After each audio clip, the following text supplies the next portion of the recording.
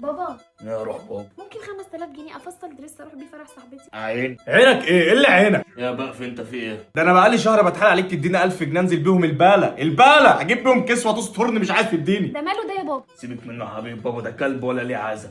خد الفيزا يا حبيبه قلبي، اسحبي منها اللي انت عايزاه، وكده كده انت عارف الباسبور. ميرسي يا حنا اب في الدنيا. حبيب بابا. طب اديني 1000 جنيه، طب انا كمان اكسي نفسي. ولا تاخد جنيه وامشي من وشي بقى، عشان انا بشوف وشك ده نفسي بتتسد. ربنا يسامحك، انا مش بسامحك. نور يا حبيبه اخوك، نعم. اديني الفيزا دي والنبي اسحب منها 1000 جنيه. ايه اسلوب الشحاتين ده؟ يلا يلا من هنا يلا. انت بتكلمني كده ليه يا بنت؟ اوعى تيجي جنبي، ابوك بره ها. لا مد ايدي، ايه ده؟ انت اختي حبيبتي. ايوه كده تعالي. والنبي ده بقالي سنه بتحايل عليه، هدومي قرحت عليا. ايه ده؟ هو بابا ما بيديلكش فلوس تجيب لبس؟ ما على قدك اهو، بيعاملني اكن ابن مراته مش ابنه. طب يلا بقى اطلع بره عشان عايزه اغير. اديني الفيزا ثانيه اسحب منها 1000 جنيه وارجع لك، كده كده مش هاخد باله. اللي يشوفك كده ما يشوفكش وانت بتسلط امك عليا عشان تقومني من احلى نوم اعمل لك الاكل. حقك عليا، ليك عليا، بعد كده اخدمك انا واعمل لك انا الاكل.